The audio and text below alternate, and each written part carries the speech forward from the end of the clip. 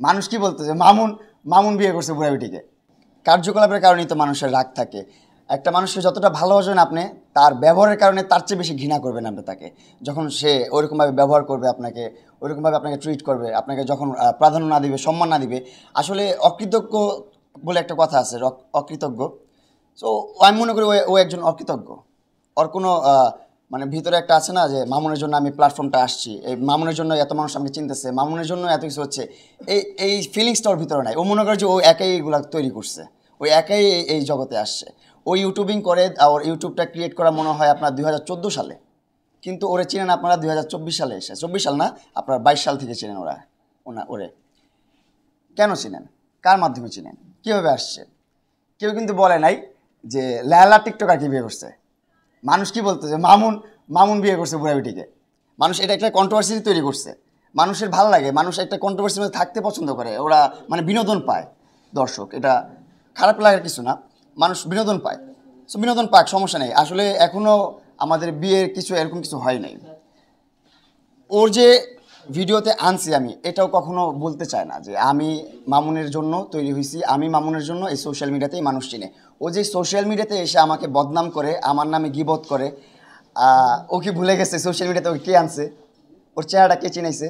ওর সামনে এতগুলো মাইক ধরে কার জন্য ধরে? ওর সামনে এত ছেলেপেলে আসে কার জন্য আসে? এগুলো ভুলে গেছে ও। এগুলো হচ্ছে অকৃতজ্ঞর লক্ষণ। এইটাই, এই জন্য আমার হচ্ছে যে অনেক রাগ ওর উপর। আমি বলেছিলাম এরকম লেলা আমি 100টা জন্ম দিতে পারি, এটা আসলেই পারি। আমি যদি এখন নতুন একটা মেয়ে নিয়ে আমি ভিডিও করি পাশে দাঁড়া করে, আমি যদি বলি এটা আমার গার্লফ্রেন্ড, এইটাই এখন ভাইরাল।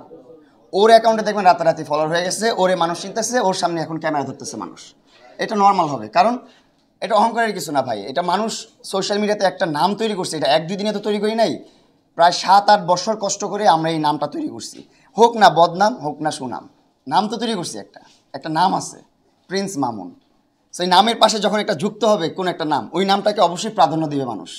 কিছু একটা শ্রেণী আছে যারা গিবত করে, একটা শ্রেণী আছে যারা সাপোর্ট করে, একটা শ্রেণী আছে যারা মানে সোবার, হ্যাঁ বা না কোনো কিছুই না, দেখে জাস্ট, কিছু বলে না, ভালো বলে না, মন্দ বলে না, এরকম একটা শ্রেণী থাকে। আমি রিসেন্টলি দেখছি ও কিছু ইন্টারভিউতে যে আমার নামে এত বাজে বাজে কথা বলতেছে, এমনভাবে আমাকে প্রেজেন্ট করতেছে, মানে আমি মনে হয় দুনিয়ার নিকৃষ্ট মানুষ, আমি একজন খারাপ মানুষ, এমনভাবে আমাকে ও এক্সপোজ করতেছে। এতদিন যখন ওর সাথে ছিলাম তখন আমি ছিলাম ওর শ্রেষ্ঠ পুরুষ, পৃথিবীর শ্রেষ্ঠ পুরুষ, পৃথিবীর সেরা পুরুষ, সেরা নায়ক আমি ছিলাম। এখন যখন আমি ওর কাছ থেকে সরে আসছি, আমি যখন ওর সাথে সম্পর্ক নাই, তখন হয়ে গেছে আমি পৃথিবীর সবচেয়ে নিকৃষ্ট মানুষ, সবচেয়ে খারাপ মানুষ। এটা কখনো একটা ভালো সম্পর্ক হতে পারে না, এটা কখনো ভালোবাসা হতে পারে না। আপনি যাকে ভালোবাসবেন তাকে, সে সাথে থাকলেও আপনার তার সাপোর্ট করতে হবে, সে সাথে না থাকলেও তার সাপোর্ট করতে হবে। দুনিয়া একদিকে থাকুক আর ও একদিকে থাকুক, ওর সাপোর্ট আপনার টানতে হবে।